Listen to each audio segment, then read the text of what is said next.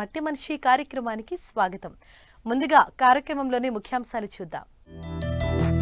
తెలుగు రాష్ట్రాల్లో ఖరీఫ్ వరి నారుమడులు పోస్తున్న రైతులు, నాణ్యమైన నారు కోసం శాస్త్రవేత్తల సూచనలు. ఖరీఫ్లో వర్షాధారంగా సోయా చిక్కుడు సాగు, విత్తన ఎంపిక, తెగుళ్ల నివారణలో తీసుకోవాల్సిన మెళకువలు. వర్షాకాలంలో పశువులకు వ్యాధులు అధికం, రైతులు ముందస్తు జాగ్రత్తలు పాటించాలంటున్న పశు వైద్య అధికారులు. వాతావరణ ఆధారిత వ్యవసాయ సూచనలు, ప్రస్తుతం పంట పొలాల్లో చేపట్టాల్సిన పనులు.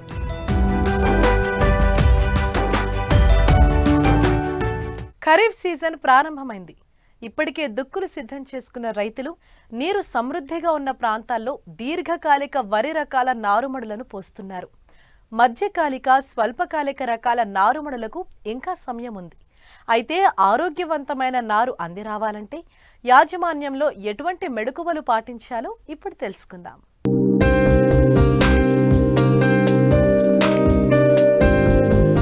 తెలుగు రాష్ట్రాల్లో సాగు చేసే ప్రధాన పంట వరి.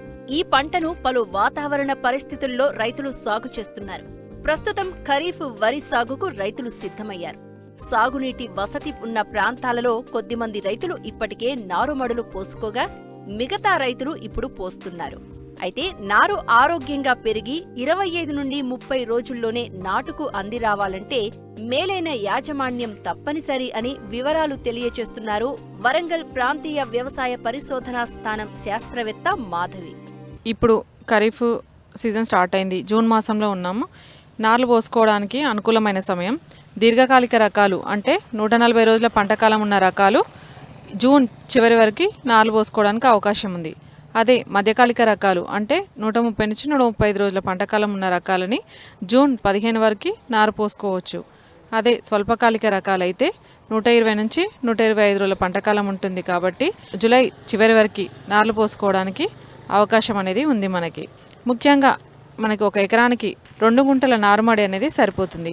ముందుగా ఈ 2 గుంటల నారుమడిని బాగా దున్నుకొని మాగిన పశువుల ఎరువును వేసుకోవాలి. ఎత్తైన నారుమడులను చేసుకొని మనం విత్తనం అనేది నాటుకోవాలి. ఎకరానికి వచ్చేసి దొడ్డుగింజ రకాలైతే 25 కిలోల విత్తనం సరిపోతుంది. సన్నగింజ రకాలైతే 20 కిలోలు. అదే అతి సన్నగింజ రకాలైతే 15 కిలోల విత్తనం అనేది సరిపోతుంది. విత్తన శుద్ధి అనేది మనం ఖచ్చితంగా చేసుకోవాలి. మెట్ట నారుమళ్ళకైతేనేమో 3 గ్రాముల కార్బెండజిమ్ని తడిపి గింజకు పట్టించుకొని ఆరబెట్టుకొని నారుమడి అనేది చేసుకోవాలి. అదే దమ్ము చేసిన నారుమడికైతే 1 గ్రామ్ కార్బెండజిమ్ను కిలో విత్తనానికి సరిపోతుంది. 1 లీటర్ నీటిలో నానబెట్టుకొని 24 గంటలు నానబెట్టి తర్వాత మండగట్టి మొలకెత్తిన విత్తనాలు అనేది చల్లుకోవాలి. ఎత్తైన నారుమడులను చేసుకోవడం వల్ల మనకి నారు అనేది బాగుంటుంది. విత్తనాలు అనేది పలచగా చల్లుకోవాలి. ఈ 2 గుంటల నారుమడికి నత్రజని ఇచ్చే ఎరువులు అయితే 2 కిలోలు, భాస్వరం ఇచ్చే ఎరువులు 1 కిలో, పొటాషియం ఇచ్చే ఎరువులు 1 కిలో సరిపోతుంది. ఫస్ట్ మొలకెత్తిన విత్తనాలని చల్లుకొని ఒక వారం రోజుల పాటు ఆరుతడి పద్ధతిలో నీరు ఇచ్చుకోవాలి.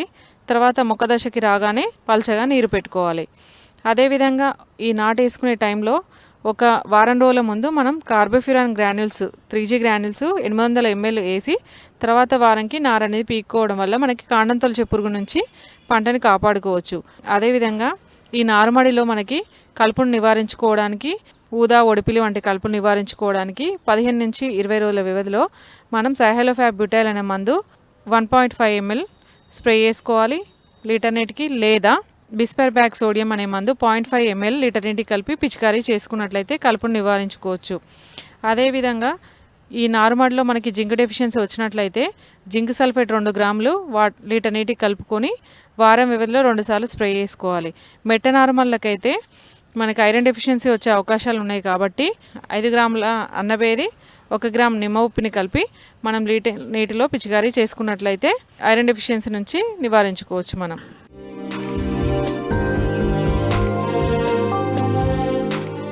ఉత్తర తెలంగాణలో ఖరీఫ్ పంటగా సాగు చేసే ముఖ్యమైన పంట సోయాబీన్. ఇటీవలి కాలంలో మెదక్, వరంగల్ జిల్లాల రైతులు కూడా సాగు చేసేందుకు ఆసక్తి చూపుతున్నారు. ఖరీఫ్లో వర్షాధారంగా తక్కువ కాలంలో మంచి దిగుబడినిచ్చే పప్పుజాతి పంట సోయా చిక్కుడు. ఈ పంట సాగు వల్ల భూసారం కూడా పెరిగే అవకాశం ఉండటంతో చాలా మంది రైతులు సోయా సాగుకు సిద్ధమవుతున్నారు. అయితే రకాల ఎంపిక, విత్తే సమయం చాలా ముఖ్యమని తెలియజేస్తున్నారు ఆదిలాబాద్ వ్యవసాయ పరిశోధన స్థానం శాస్త్రవేత్త డాక్టర్ ఎం రాజేందర్ రెడ్డి.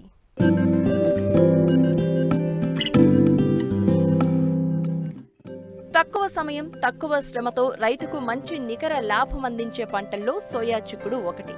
ఇది లెంగ్యూమ్ జాతికి చెందిన పప్పు జాతి పంట. అయితే నూనె గింజ పంటగా దీనికి అధిక ప్రాధాన్యత ఉంది. నూనెలో కొవ్వు శాతం తక్కువ ఉండడం వల్ల ఆరోగ్యానికి చాలా మంచిది. నూనె తీసిన సోయా పిండిలో 50 నుండి 60% మాంసకృతులు ఉండడం వల్ల వ్యవసాయ అనుబంధ పరిశ్రమల్లో దాణా తయారీకి ప్రధాన ముడిసరుకుగా వాడుతున్నారు. ఉత్తర తెలంగాణలో ఈ పంట అత్యధికంగా సాగులో ఉంది.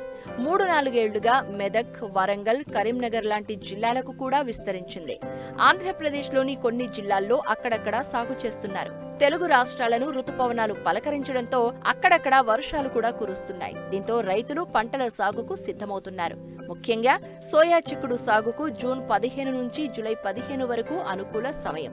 కోస్తా జిల్లాల్లో ఆగస్టు, సెప్టెంబర్ నెల వరకు విత్తుకోవచ్చు. సారవంతమైన నల్లరేగడి నేలలు సాగుకు అనుకూలంగా ఉంటాయి. తెలంగాణలో ఎక్కువ మంది రైతులు వర్షాధారంగా సాగు చేస్తున్నారు. ప్రస్తుతం సోయా చిక్కుడు విత్తేందుకు అనుకూల సమయం. అయితే అధిక దిగుబడులు పొందాలంటే విత్తన ఎంపిక ముఖ్యమని తెలియజేస్తున్నారు ఆదిలాబాద్ వ్యవసాయ పరిశోధన స్థానం శాస్త్రవేత్త డాక్టర్ ఎం రాజేందర్ రెడ్డి.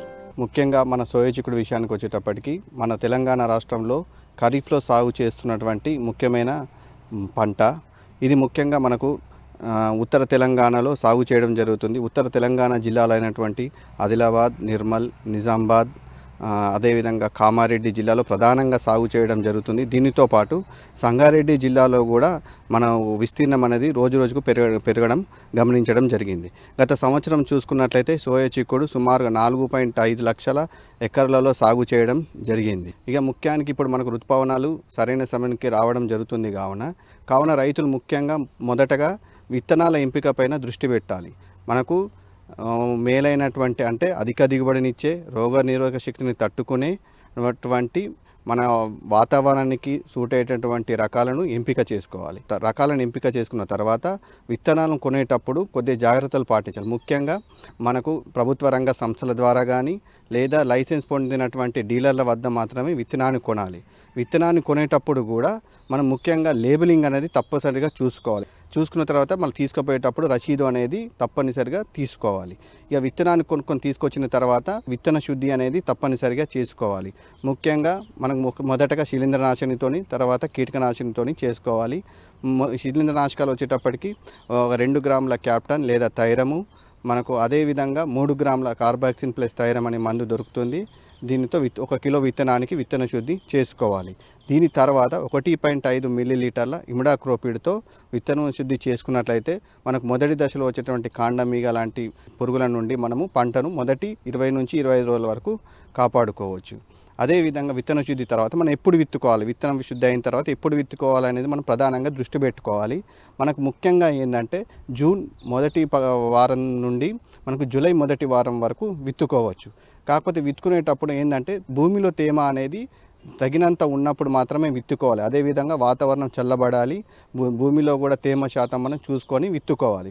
ముఖ్యంగా ఏంటంటే 60 నుండి 70 మిల్లీమీటర్ల వర్షపాతం నమోదైన తర్వాత మాత్రమే విత్తుకోవాలి. లేదా మనకు కంటిన్యూస్గా ఒక 2 నుంచి 3 రోజుల మంచి భారీ వర్షాలు పడ్డ తర్వాత మాత్రమే విత్తుకునేటట్లు చూసుకోవాలి.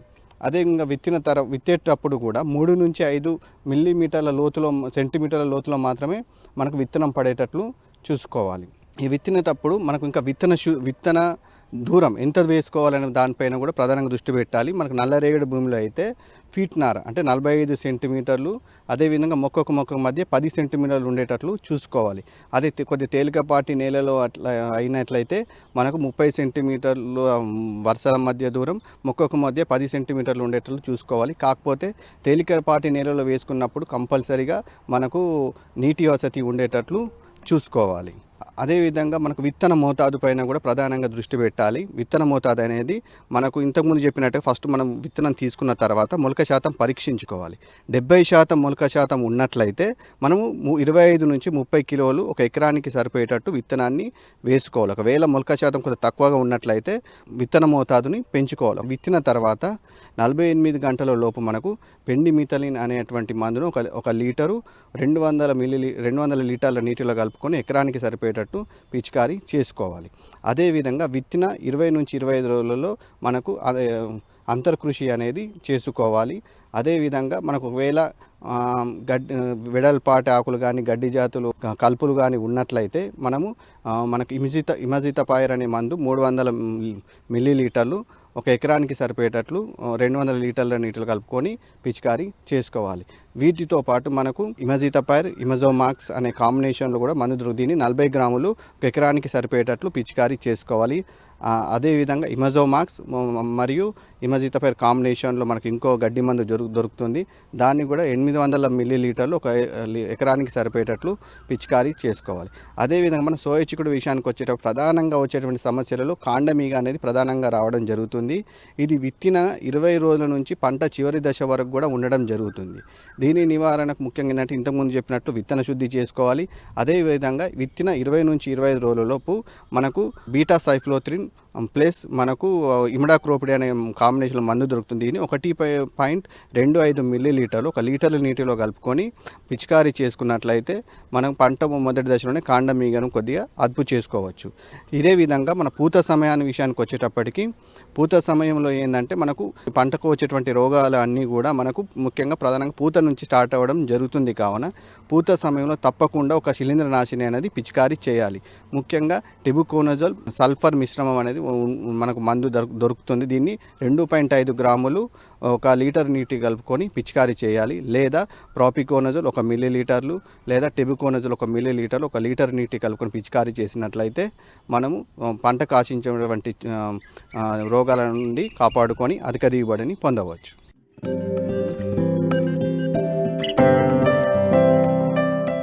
ప్రతి వర్షాకాలంలో పశువులకు వివిధ వ్యాధులు సోకే ప్రమాదం ఉంది.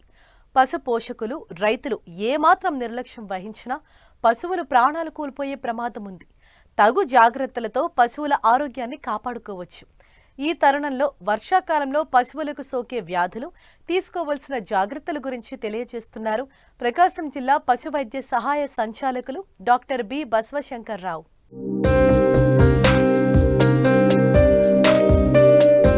మానవ మనుగడకు ప్రకృతి సంపదతో పాటు పశు సంపద కూడా చాలా ముఖ్యం. ప్రత్యక్షంగా పరోక్షంగా మానవ సమాజానికి పశు సంపద ఎన్నో విధాలుగా మేలు చేస్తోంది. కాలానికి అనుగుణంగా ఆరోగ్యంపై మనుషులు ఎలాంటి జాగ్రత్తలు తీసుకుంటారో పశువులకు కూడా అలాంటి జాగ్రత్తలు తీసుకోవాల్సిన అవసరముంది. ముఖ్యంగా వానాకాలంలో కురిసే వర్షాలతో నీటి పరిసరాలు, వాతావరణం కలుషితమవుతాయి.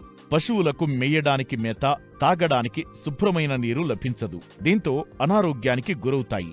రోగ నిరోధక శక్తి తగ్గి వ్యాధుల బారిన పడతాయి. వ్యాధి సోకిన పశువు మందలోకి వెళ్లినప్పుడు ఇతర పశువులకు కూడా వ్యాధి సోకే ప్రమాదముంటుంది. వ్యాధి సోకిన పశువుల మలమూత్రాలు, నోరు, కళ్ల నుంచి వచ్చే ద్రవాల ద్వారా కూడా ఇతర పశువులు వ్యాధి బారిన పడుతాయి. సీజనల్ వ్యాధులను రైతులు కనిపెడుతూ ఎప్పటికప్పుడు అప్రమత్తంగా ఉండాల్సిన అవసరముంది.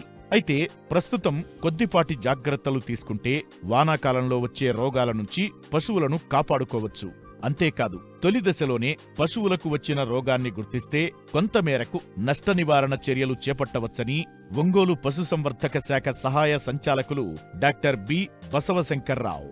పాడి పశువుల ఆరోగ్య సంరక్షణ విషయానికి వచ్చినట్లయితే మరి ఈ సీజనల్గా వచ్చే వ్యాధులు, వాటి యొక్క లక్షణాలు, చికిత్స, నివారణ చర్యలు, తీసుకోవాల్సిన జాగ్రత్తల విషయానికి వచ్చినట్లయితే పాడి పశువుల్లో ముఖ్యంగా గొంతువాపు వ్యాధి, అదేవిధంగా జబ్బవాపు వ్యాధి, దొమ్మవాపు వ్యాధి, బ్రూసిలోసిస్ అనే 4 వ్యాధులు మనకు ప్రధానంగా జూన్, జూలై మాసాల్లో వస్తూ ఉంటాయి.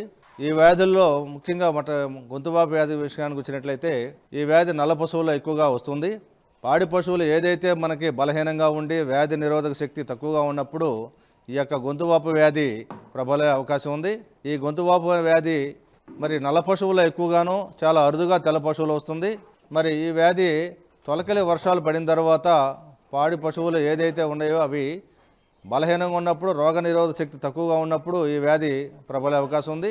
ఈ వ్యాధి మనకి ప్యాక్చురల్లా మల్టోసిడా అనే ఒక బ్యాక్టీరియా ఏదైతే సూక్ష్మక్రిమి ఉందో ఆ సూక్ష్మక్రిమి ద్వారా ఈ యొక్క పాడి పశువులకి ఇది సంక్రమిస్తుంది.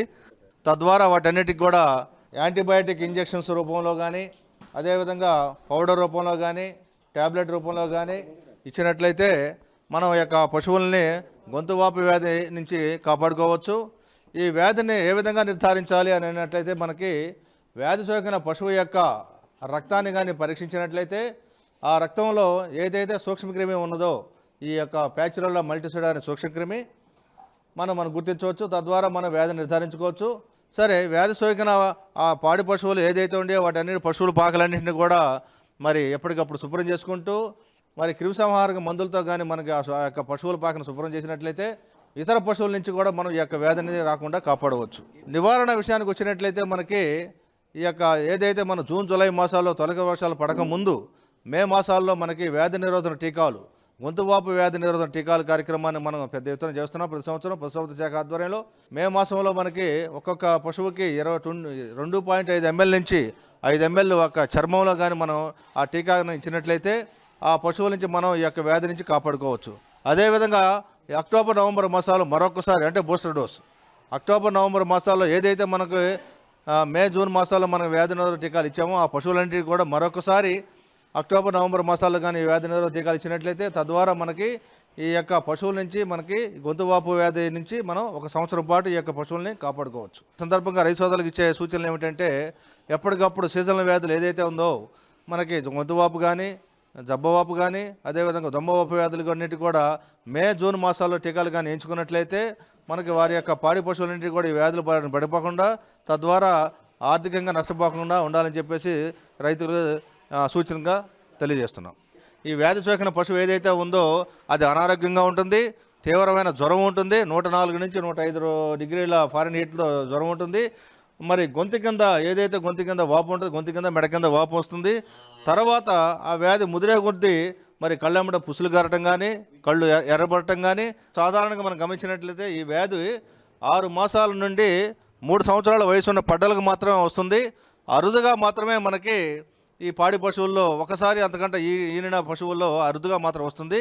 అయినప్పటికీ నేటి లేగదూడలే రేపటి పాడి పశువులు కాబట్టి మరి లేగదూడలు కూడా చనిపోయినా కూడా రైతుకి ఆర్థికంగా నష్టం కలుగుతుంది. కాబట్టి పాడి పశువుల దీని యొక్క ప్రభావం చాలా తక్కువగా ఉంటుంది. ఎందుకంటే 6 మాసాల నుంచి 3 సంవత్సరాలు 3.5 సంవత్సరాలు ఉన్న పడ్డల్లో అంటే యుక్త వయసులో ఏదైతే ఉండలేవో యుక్త వయసులో ఉన్న పశువులకు మాత్రం ఎక్కువగా ఈ వ్యాధి సోకే అవకాశం ఉంది. పాడి రైతులు వర్షాకాలంలో అప్రమత్తంగా ఉండాల్సిన అవసరం ఎంతైనా ఉంది. అంతేకాదు పశువులకు వచ్చే వ్యాధులపై అవగాహన కలిగి ఉండాలి. వ్యాధి సోకిన వెంటనే అందుబాటులో ఉన్న పశువైద్యులను సంప్రదించాలి. ముందు జాగ్రత్తగా టీకాలు వేయించాలి.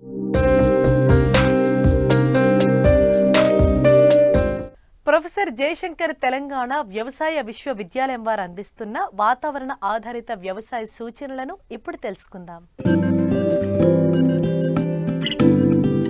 హైదరాబాద్ వాతావరణ కేంద్రం వారు అందించిన సమాచారం ప్రకారం రాబో 5 రోజులు చాలా చోట్ల తేలికపాటి నుండి భారీ వర్షాలు కురిసే అవకాశం ఉంది. పగటి ఉష్ణోగ్రతలు 27 నుండి 36 డిగ్రీల సెల్సియస్ మధ్య మరియు రాత్రి ఉష్ణోగ్రతలు 23 నుండి 28 డిగ్రీల సెల్సియస్ మధ్య నమోదు కావచ్చు. నైరుతి రుతుపవనాలు రాష్ట్రంలోకి మే 26వ తేదీన ప్రవేశించి మే 28వ తేదీన రాష్ట్రమంతటా విస్తరించాయి. రైతులు వర్షాధార పంటలైన పత్తి, సోయా, మొక్కజొన్న, జొన్న, కంది, పెసలు మొదలగు పంటలను సాధారణ విత్తే సమయంలోనే అంటే జూన్ 15వ తేదీ నుండి విత్తుకోవచ్చు. నేల 15 నుండి 20 సెంటీమీటర్ల లోతు తడిచిన తరువాతనే పంటలను విత్తుకోవాలి. జూన్ నెలలో సాధారణం కంటే ఎక్కువ వర్షపాతం నమోదయ్యే అవకాశాలు ఉన్నాయి. రైతులు అధిక వర్షపు నీటిని పొలం నుండి బయటకు తీసివేయడానికి మురుగు కాలువలను ఏర్పాటు చేసుకోవాలి. వర్షాధారపు పంటలను సరైన సమయంలో విత్తుకోవడానికి విత్తనాలు, ఎరువులు, పురుగు మందులు సేకరించుకోవాలి. వేరుశెనగ, సోయా చిక్కుడు, జొన్న, పెసర, కంది, మినుము పంటలను విత్తుకునే ముందు తప్పనిసరిగా విత్తన శుద్ధి చేసుకోవాలి. ఇప్పటికే పత్తి విత్తుకున్న రైతులు విత్తిన 7 నుండి 10 రోజుల లోపు మొలకరాని స్థానంలో మరలా విత్తనం విత్తుకోవాలి. వర్ష సూచనలు ఉన్నందున తాత్కాలికంగా పురుగు మందులు పిచికారీ చేయడం వాయిదా వేయాలి. వరి తర్వాత వరి సాగు చేసే రైతులు పచ్చిరొట్ట పైర్లను విత్తుకోవడానికి అనుకూల సమయం. నీరు సమృద్ధిగా ఉన్న ప్రాంతాల్లో రైతులు దీర్ఘకాలిక వరి రకాల నారుమళ్లు పోసుకోవడానికి ఇది అనువైన సమయం. రైతులు మధ్యకాలిక, స్వల్పకాలిక వరి రకాల నారుమళ్లు జూన్ 20వ తేదీ తర్వాత పోసుకోవచ్చు. పత్తి పంటను జూలై 20వ తేదీ వరకు దిగుబడిలో ఎటువంటి తరుగుదల లేకుండా సాగు చేసుకోవచ్చు.